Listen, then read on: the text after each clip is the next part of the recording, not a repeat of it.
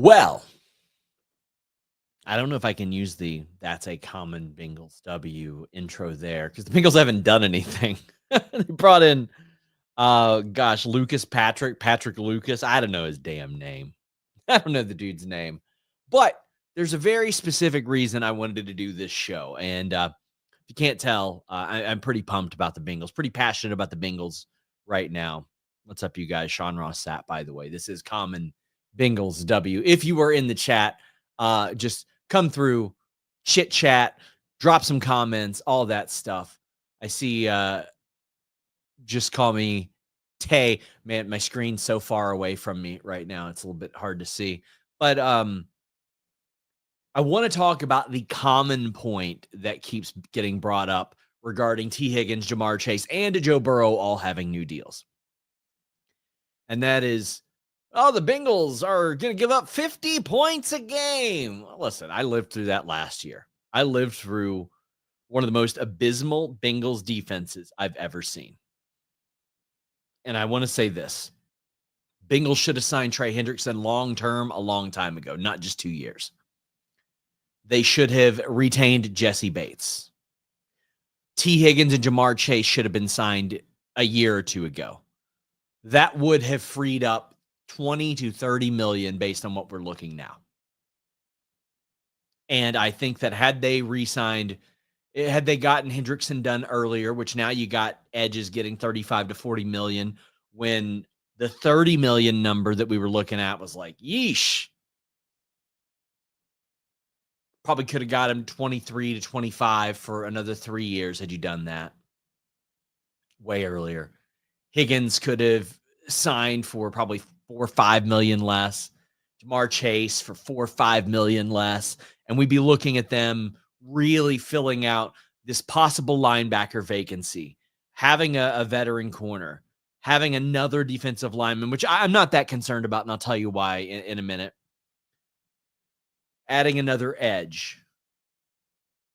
But I constantly see people say, well, the Bengals, they don't care about their defense. Listen, last year, Lou Anarumo stunk up the joint. I love Lou Anarumo, got a great amount of respect for him, but I feel like he was a Jesse Bates merchant. I really do. Once Jesse Bates left, so did the success of that defense. I see a lot of people say, not even going to make the playoffs. Guess what? They won 9 games with Jake Browning as a starting quarterback. With the worst luck imaginable. The kicker they just paid, somehow just losing it all. The worst calls you've ever seen. Tanner Hudson fumbling at the goal line. Joe Burrow not being able to hold on to the ball because obviously he's got some grip issues.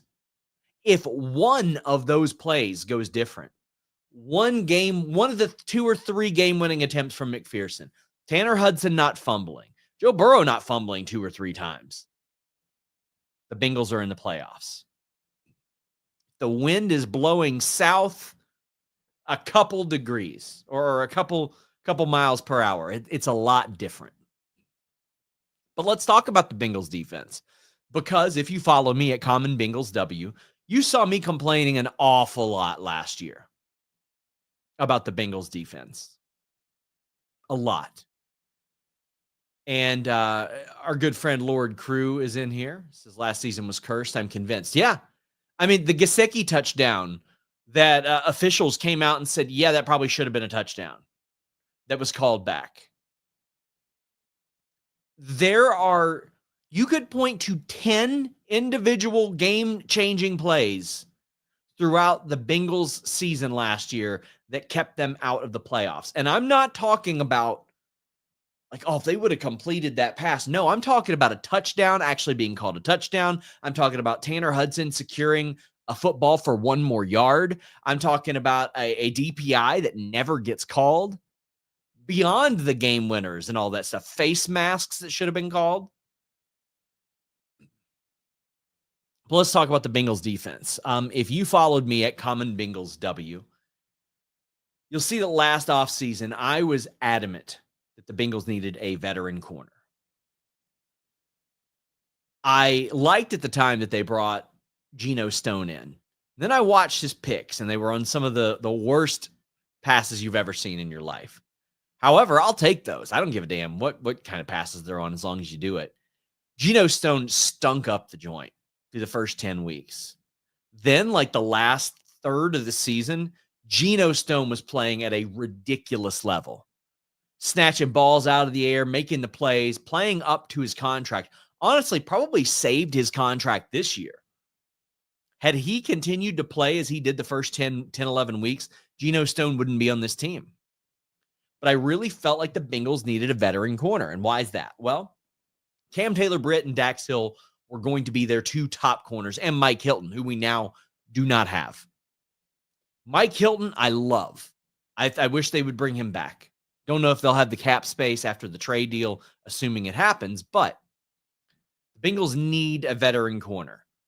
I don't need them to go get a lot, because in the last 3 years, the Bengals have drafted Josh Newton, Dejon Anthony, DJ Turner with a second, DJ Ivey, Jordan Battle with a third, Dax Hill with a first, Cam Taylor-Britt with a second, Tyson Anderson.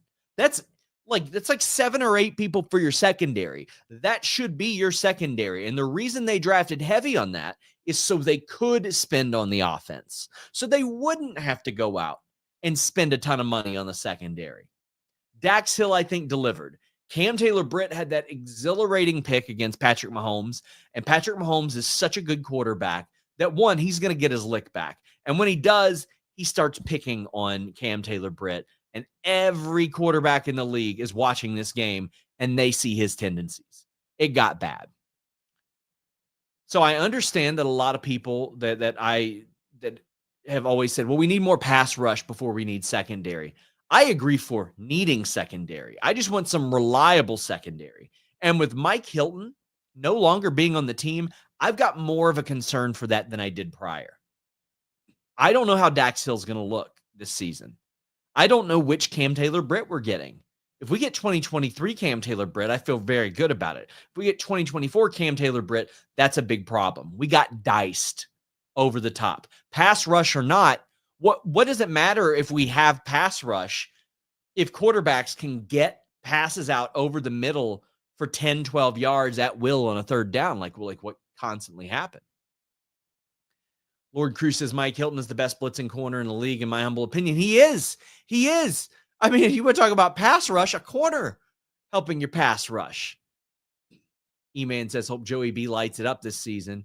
Who is the current DC for Cincy? They just brought in Al Golden. They got rid of Lou Anarumo, and I'm very excited about that. Al Golden is familiar with the way the Bengals do things, but is going to bring a new approach. Now, here's an impressive stat. The last 5 weeks of the Bengals season, which are 5 very important weeks, it's when they went on a hot streak and pushed for the playoffs. There was a shift change.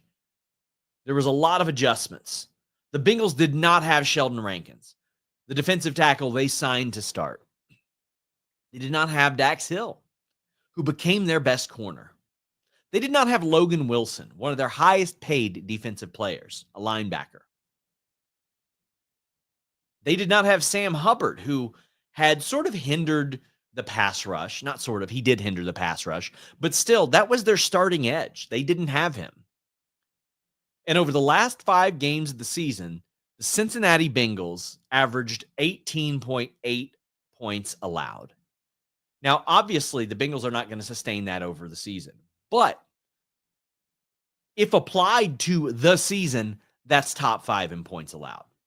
The Bengals aren't going to do that. The Bengals are not going to have a top 5 points allowed statistic. But you might say, well, it's all about who they face. They faced 2 playoff teams during that stretch. They faced the Broncos. They faced the Steelers. They faced some good teams. They were on the road in Dallas. You can say what you want about that Dallas team, but listen, going on the road, and they pulled out an incredible game. Pulled out an incredible win there, rather. But the Bengals went and did that. Steelers on the road gave up 17. The Broncos scored 24 on them. That's a playoff team. You're going to hold the Browns to 6.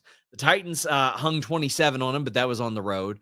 Cowboys at 20. But like being able to average that number, even over 5 games for the Bengals, was a big deal. Being able to hold any team to 6 points to the Bengals was a big deal.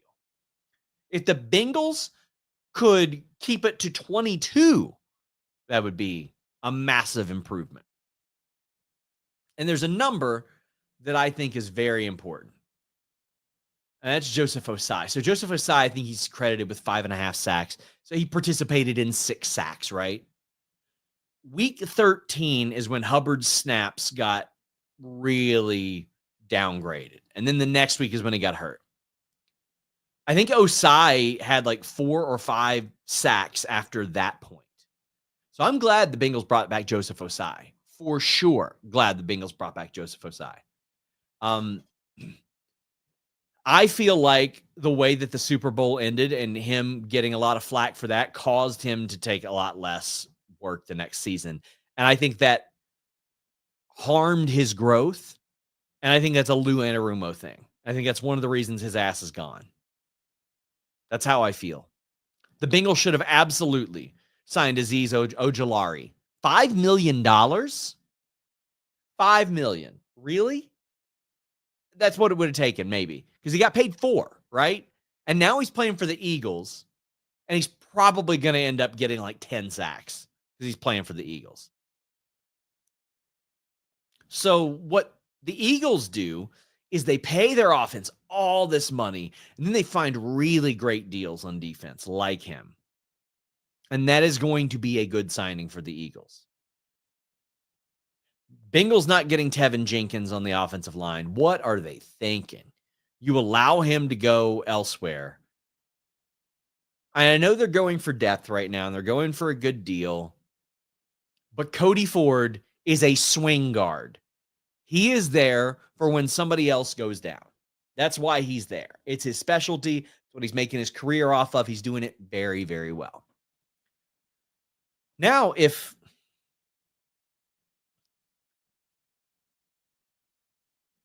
we are in a situation where Trey Hendrickson gets 30 to 35 million, the cap does become more of an issue. They're almost certainly going to cut or trade Pratt and probably Moss, and that will be like $10 million.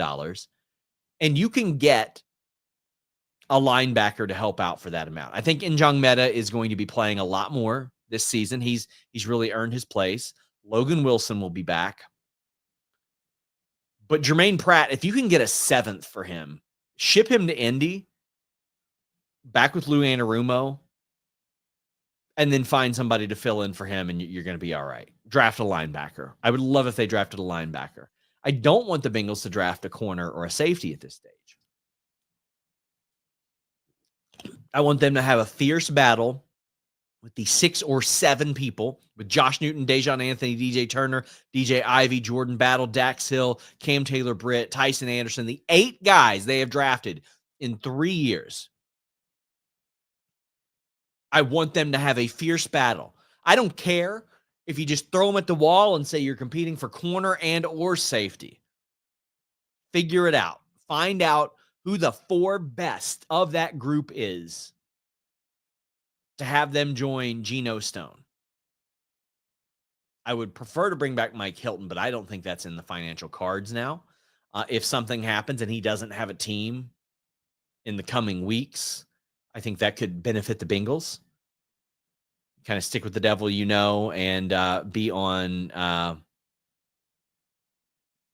1-year deal. Not the devil, we like Mike Hilton. Devil, he likes the Bengals too. Bengals should have gotten T done earlier, should have gotten Jamar done earlier, and should have gotten Trey done the moment they were eligible. 30 years old for the edge is not bad. Extend him for 2 more years. You got him for 3. I think he's happy. Easy for me to say, but I would look for Pratt to get traded or cut. Moss is almost certainly going to get cut. As far as the draft go, by the way, guys, I would love to see who you guys want to see drafted. Lord Cruz says, I was convinced Geno was a spy to Baltimore to implode Cincy from within, but I ate my words. He started to play really good at the end of the season. And if you go back and look at his 2023 picks, you'll see what I mean. Like on some of the ugliest passes, which I mean, a lot of times with the safeties, it's like on like tips and stuff like that. But also, there is some addition by subtraction with the Cincinnati Bengals defense. Von Bell not being there is going to be a good thing. All due respect to Von Bell and what he did in the past. Sam Hubbard not being there is going to be a good thing. I honestly hate that he retired. I would have loved Sam Hubbard to be like, all right, I will rework this deal and I will have like a final season or two in Cincinnati as a depth piece and have Osai start. I would have felt pretty good about that, honestly. I would have felt really good about it. But as far as the Bengals and who they're going to draft, edge is about to become way more expensive. The defensive tackle position is actually very, very deep. TJ Slayton, I like that they brought him in. So they are already better at defensive tackle because Sheldon Rankins didn't contribute shit, man. Like, he didn't give us anything. Let me check his numbers. I remember seeing how many games he played, and I was like, really? He played that many? And, glad he's okay. Glad he got his money somewhere, but he's not good. He had a sack in 7 games. Woof. He was terrible. But TJ Slayton is there. They needed a nose tackle really, really badly to help stop the run. Jenkins will be better. For sure will be better. Jackson will be better. And they retained BJ Hill. I was shocked that they kept BJ Hill. I thought for sure what they would do is bring in a cheaper, like a TJ Slayton, and then probably draft a defensive tackle or two, because it is a very defensive tackle heavy draft. And I still think they will do that. That way you get a little bit younger there. The Bengals have to draft an offensive guard. Have to. Offensive guard is a must. I think a linebacker is a must. Edge is probably a must. And defensive tackle, just because it's so deep, is one you should. For sure. Wide receiver now, they take a wide receiver almost every year, right? And at this point, you give Jermaine Burton his last shot, whether I agree with it or not. Yoshi Voss is there. Before they spent all this money, I would have been fine with Tyler Boyd coming back as a depth piece and somebody familiar. Is he signed anywhere? I think you got to see what Tanner McLachlan can do in camp.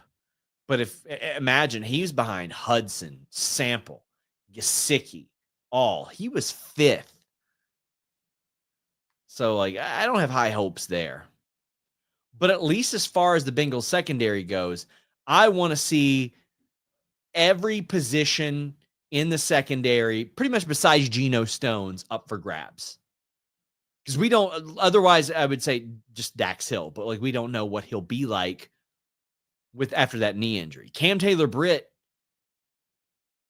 hadn't put on the type of performances that say, oh yeah, well, it should definitely be him. Should for sure be him. So I want to see those 8 guys competing for spots.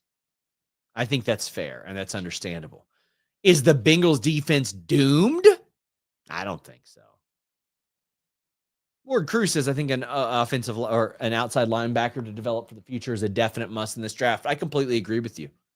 And Lord Cruz says, I see Gesicki playing more of a wide out role as opposed to tight end. I don't even know why they have him listed as a tight end at this point, right? He is largely a wide receiver. He runs some of the same routes as a tight end, but I think that we're going to see Tanner Hudson and Drew Sample sort of get those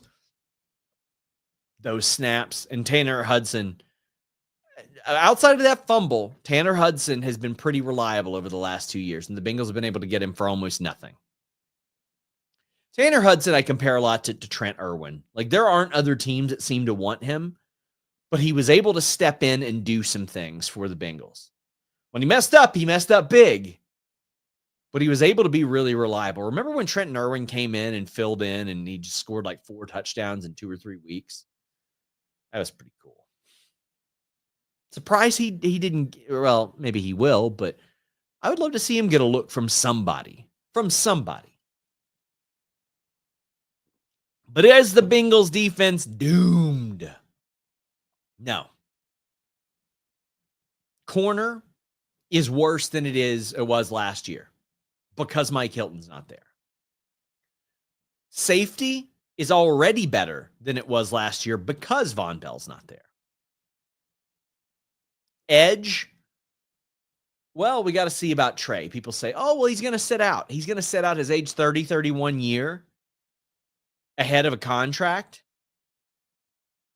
I don't think so. But so far, with Osai taking more snaps than Trey Hendrickson and them getting back, who was it they got back from injury? Was it Johnson? Your common replacement was better than Sam Hubbard. So they're at least even, if not better, there. At linebacker, you have to replace Jermaine Pratt. Logan Wilson, you assume, will be healthy. That is a TBD. That is a wait until the draft to see. On the line, the offensive line, it would be hard to get worse than they were last year with Alex Kappa. So I think by default, they're probably going to have to get better there. At tight end, I think they're probably worse because of Eric All's injury. Wide receiver, they're better because you're going to have two prepared wide receivers. The running game, I like that they picked up Samaje Perine. Zach Moss was a bit of a disappointment, but was doing okay early.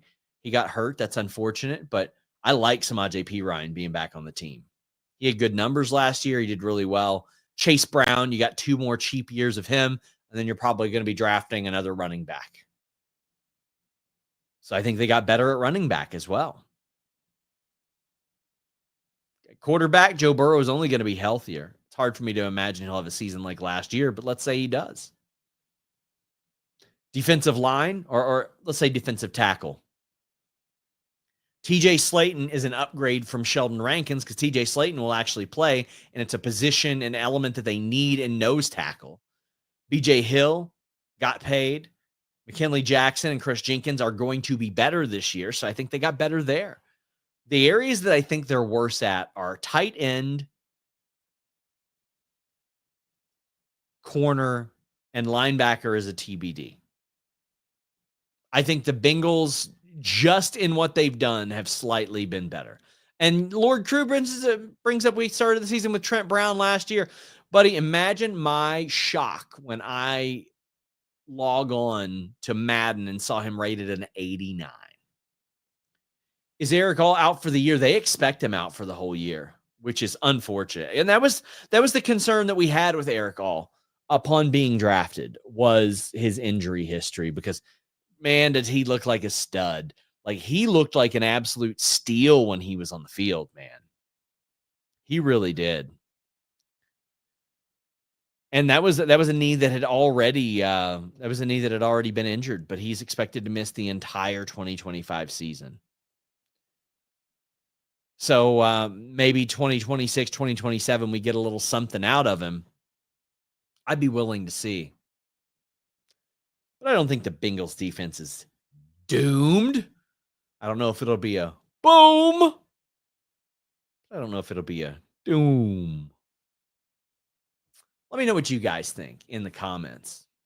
Lord Cruz says, Eric All showed so much promise early. Man, that's a shame. It is a shame because he really looked like a guy that we got, and we were like, oh, shit. Yes, look at him. Like this stud that they took a chance on. And sometimes you got to take chances on guys like that, right? Man, until I wrote them all down, it was not easy for me to remember how many people in the secondary the Bengals had picked. And I don't know about you guys, but if somebody's getting drafted in the first, second, third round, you expect them to be a contributor within 2 years. That's how I look at it, especially on the defensive end of things. You got DJ Turner, Jordan Battle, Dax Hill, Cam Taylor-Britt. That should be your 4-year guys in the secondary, right? Those should be your corners and your safeties. Hmm. Interested in what you guys want to talk about moving forward. Obviously, any big free agent stuff. When is the draft? The NFL draft 2025, April 24th to 26th. Is that the week after Mania? Oh my God. Wait, is that Squared Circle Expo weekend? Is right before it. Okay. All right. I can handle that. Maybe I'll do some streams there. I just do interviews at Squared Circle Expo. I'm not taking bumps, brother. Miles Murphy seems like kind of a flop of a first round also. So yeah, God, that's a name I haven't even mentioned, crew. Miles Murphy has got to show something. He has got to show something. And he's got to show something big. Because he's going to have an opportunity to get a lot of the snaps that that Hubbard was getting. And he's 23. There's time to develop, but we are 2 years in. He had 3 sacks that first year, none last year. Had a few QB hits. But gosh, as I'm looking, he had 50 more snaps last year than his rookie season and significantly less tackles. And he was largely doing that as opposed to being involved with special teams as well. I think it's a huge overreaction on the defense. And this comes from one of the biggest overreactors about Cincinnati Bengals stuff you will see. I didn't renew my season tickets because I often listen, man. If y'all think JD from NY is loud on about wrestling, you should see me during Bengals games. There were times my wife had to look over like, oh, stop calling people idiots. It was bad. It was bad. Need to say that in the comfort of my own home instead. I am excited about doing a lot more post-game shows with you guys as well. But man, just very excited for this upcoming season. Excited for the off season. Excited to see what the Bengals do, and hopefully it's something. The musts are must sign a starting guard. Must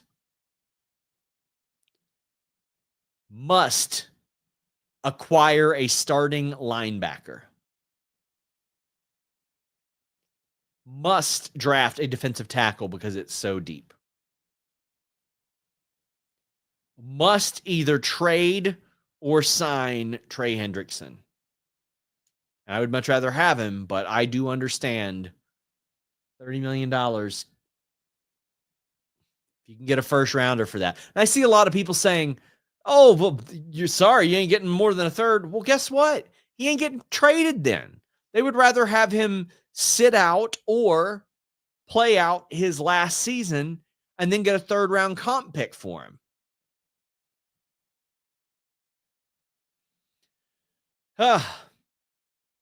Somebody said the last good guard was Tevin Jenkins in Cleveland, snatched him up. Brandon Scherf is still out there. They should have got Zeitler, though. Guys, until next time, we're out.